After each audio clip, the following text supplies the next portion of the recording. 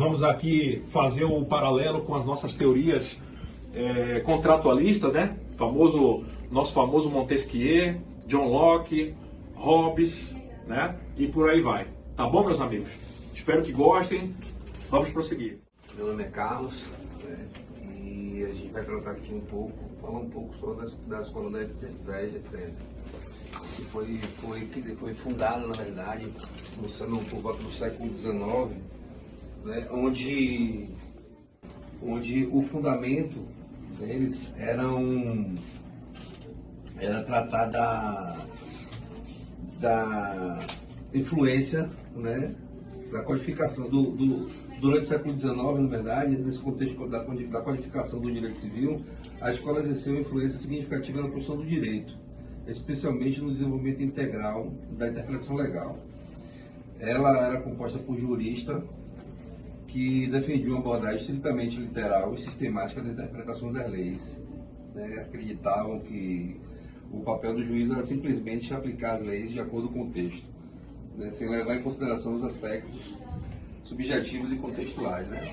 E nesse período, na verdade, essa abordagem ela dificultava, né, a criação de leis abolindo a escravidão, né? Uma vez que a gente também está tratando do tema, né, de trabalho análogo à escravidão, né? Então ela tinha uma abordagem que ela dificultava, né? Porque o jurista, né, e eles se atinham muito à letra, né, fria, na letra fria da lei.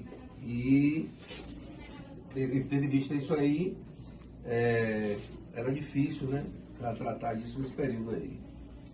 Bom, mas enfim, é o que tem muito que se falar, né, da escola da EGCESE nesse período aí, porque ela não tem muita influência, na verdade, significativa no contexto, né, do trabalho análogo escravo, né? Algum de vocês tem alguma coisa para...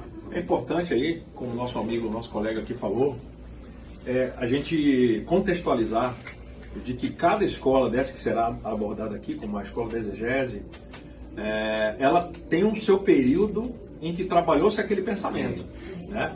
Então a gente não pode analisar se é melhor, se é pior, se é bom ou ruim. Apenas são pensamentos distintos ou complementares em épocas distintas, em que pensamentos, em que comportamentos da sociedade eram diferentes, tá certo? Então o nosso papel aqui não é fazer uma avaliação de bom ou ruim, não é fazer um julgamento de mérito, tá certo?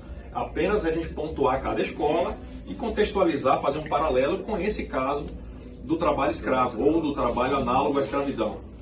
Boa noite, sou o Wellington, vou abordar aí o tópico sobre teoria naturalista, né, que a sua definição, né, o que traz.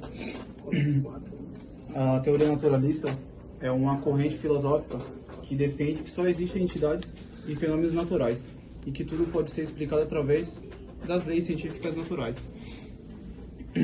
E a origem dela também, né, da teoria naturalista teve suas raízes no pensamento grego antigo, especialmente com os filósofos pré-socráticos. No entanto, foi especialmente desenvolvida e popularizada no século XVII, durante o Iluminismo. A utilização do trabalho escravo, apesar de ser uma violação dos princípios da teoria naturalista, não foi questionada por sua lógica científica na época. Isso levanta críticas quanto à falta de coerência entre a teoria naturalista e a prática social. Vamos conhecer um pouco sobre o neoconstitucionalismo, né? Bom, o neoconstitucionalismo ele surgiu no século XX e ele é uma abordagem mais moderna do constitucionalismo porque ele ressalta a importância dos direitos fundamentais na Constituição. Bom, o neoconstitucionalismo ele visa abordar, trazer questões relacionadas à supremacia constitucional, ou seja, a Constituição está acima de tudo, né? É a lei suprema, é o regimento maior do país, então é ele que prevalece sobre as demais leis, sobre as leis orgânicas e tudo mais.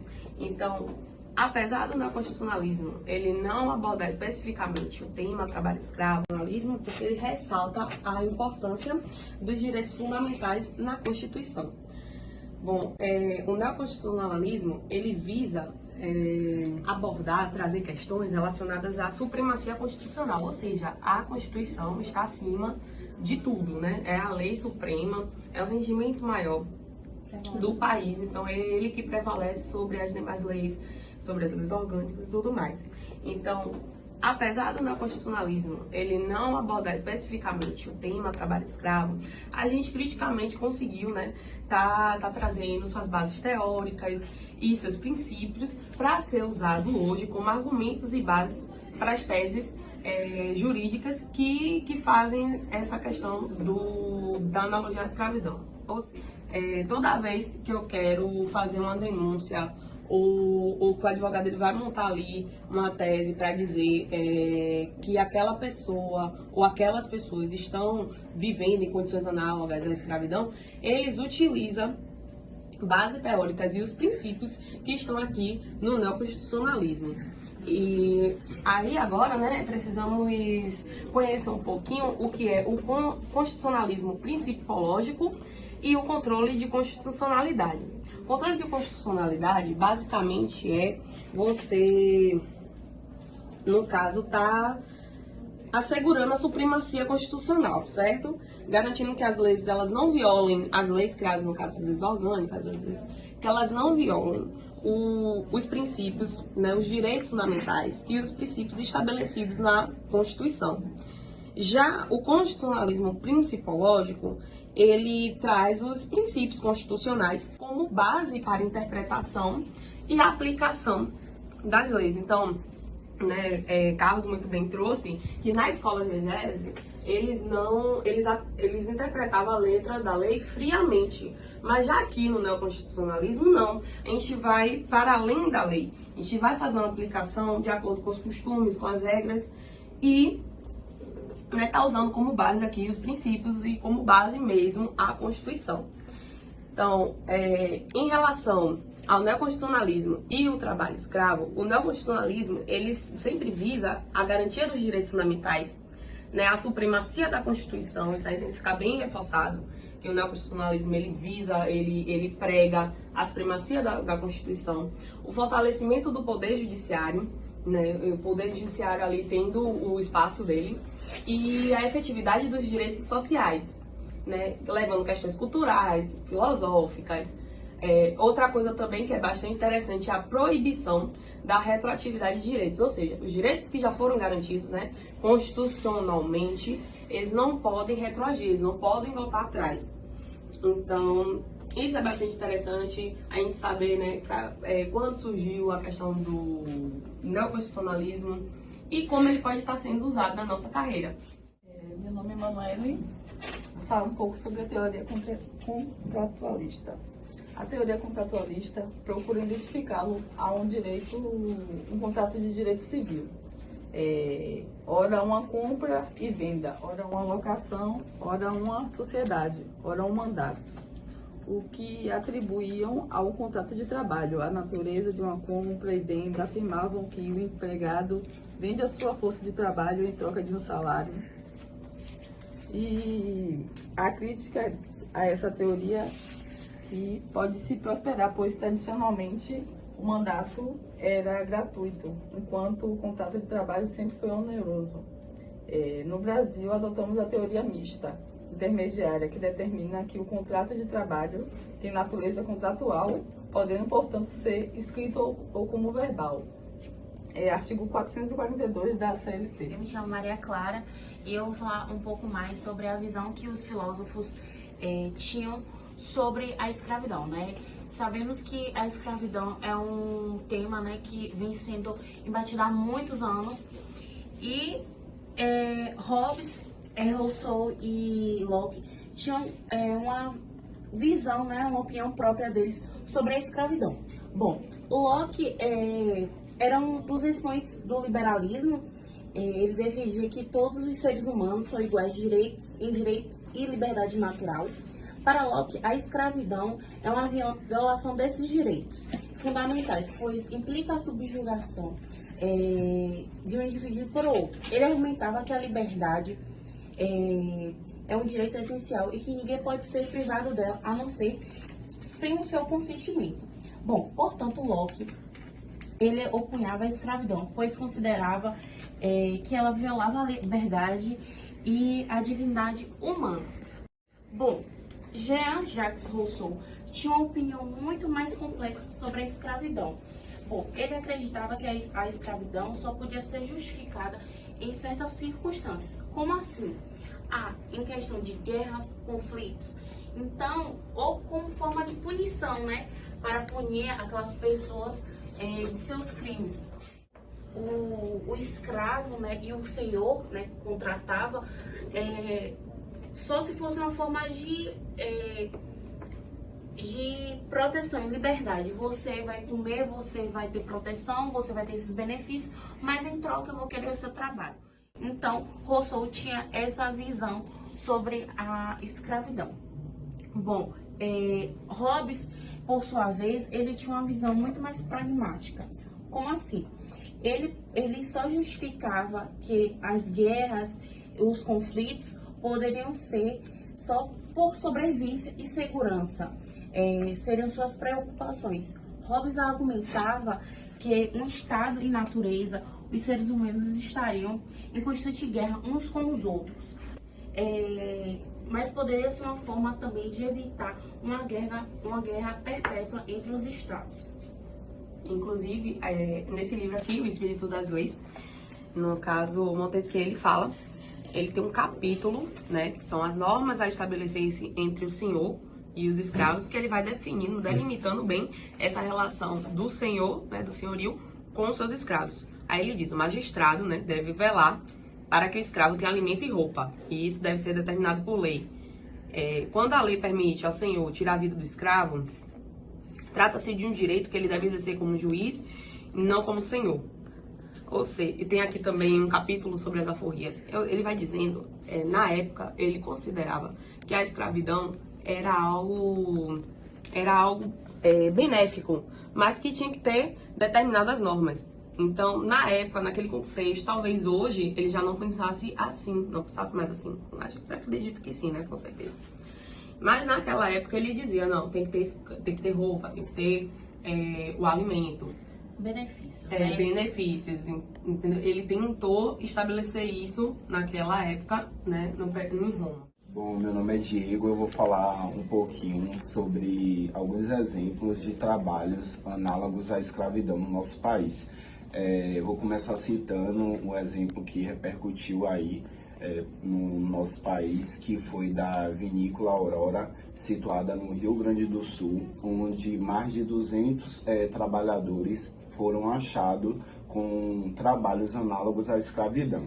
E o que é mais interessante é que essa empresa ela recebeu um selo, né, de certificação, onde esse selo informava que era um ótimo lugar para trabalhar, né? Então a gente imagina que um ambiente corporativo, onde recebe um selo de ótimo lugar para se trabalhar, as pessoas eram bem cuidadas, né, tinham seus direitos trabalhistas garantidos, e quando foi ver não era isso que existia.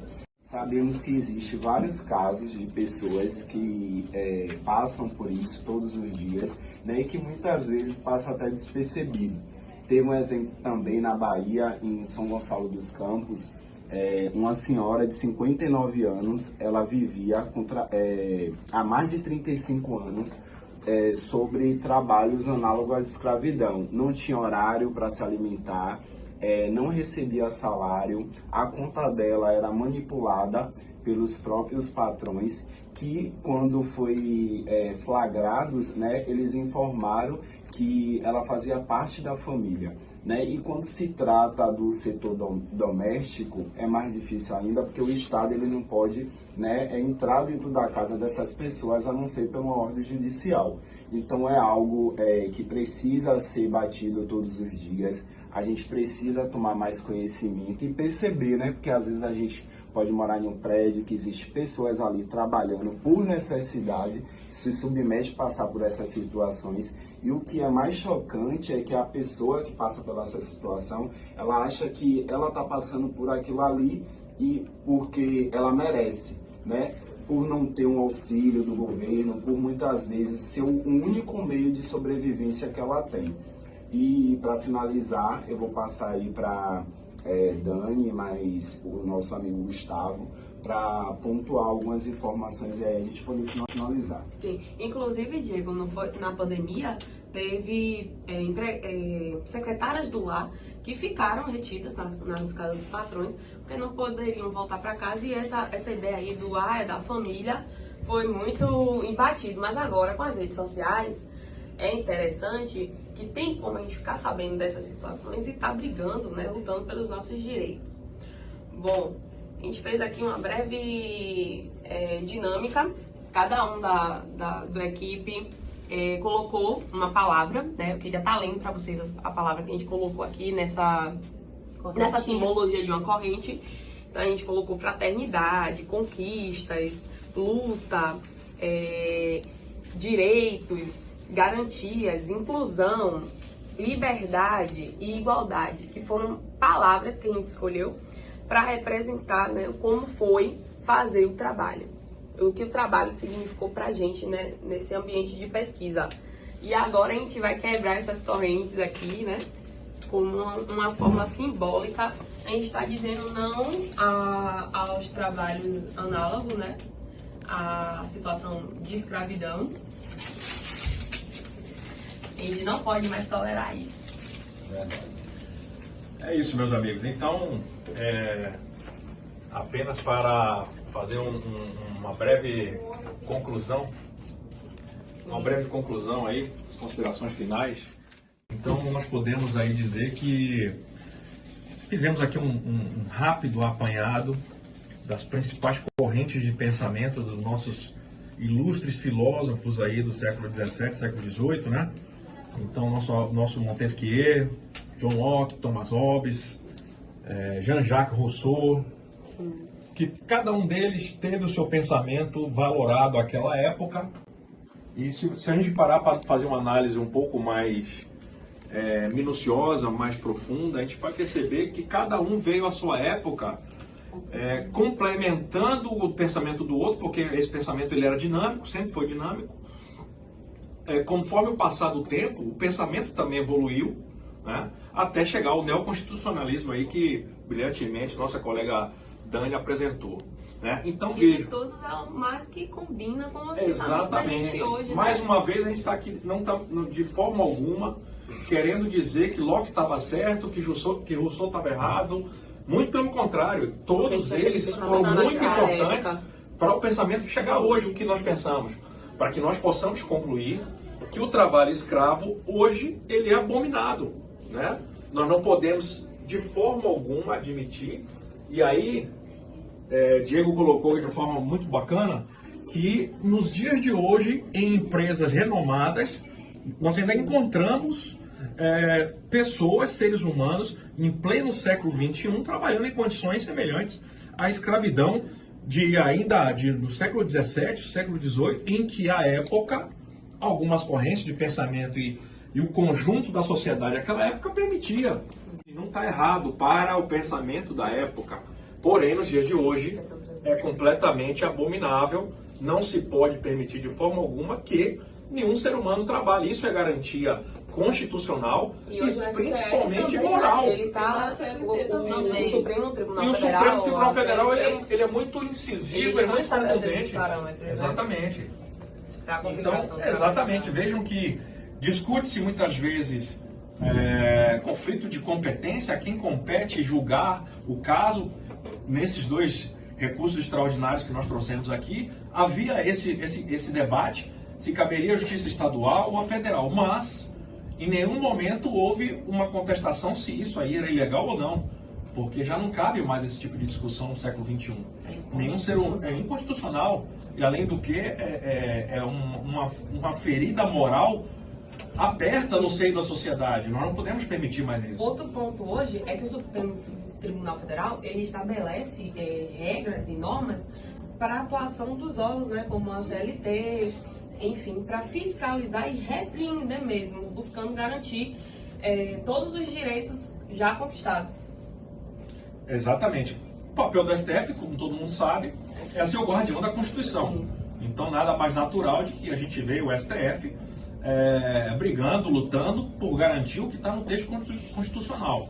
E é isso que a gente viu aqui nesses dois exemplos, desses recursos extraordinários. Fizemos um apanhado dessas filosofias, dessas ideias, dos nossos pensadores aí políticos da época, né? E aqui ficamos por aqui, meus amigos, nessa ideia de que estaremos aqui em outras ocasiões, se Deus permitir, para trazer novos assuntos, sempre de uma forma didática, como eu falei no início. Nós somos estudantes do primeiro semestre do curso de Direito aqui na Unijorge, e dentro dessa ideia pretendemos explorar em outras oportunidades, nesse nível, esses estudos, aí, esses conhecimentos da ciência política e do direito como um todo, tá bom? Muito obrigado pela assistência de vocês, obrigado pela oportunidade do nosso professor aí, Leandro Gesteira, por nos permitir trazer esse assunto dessa forma tão didática e tão ampla, usando aí as tecnologias do dia de hoje, na internet. Muito obrigado.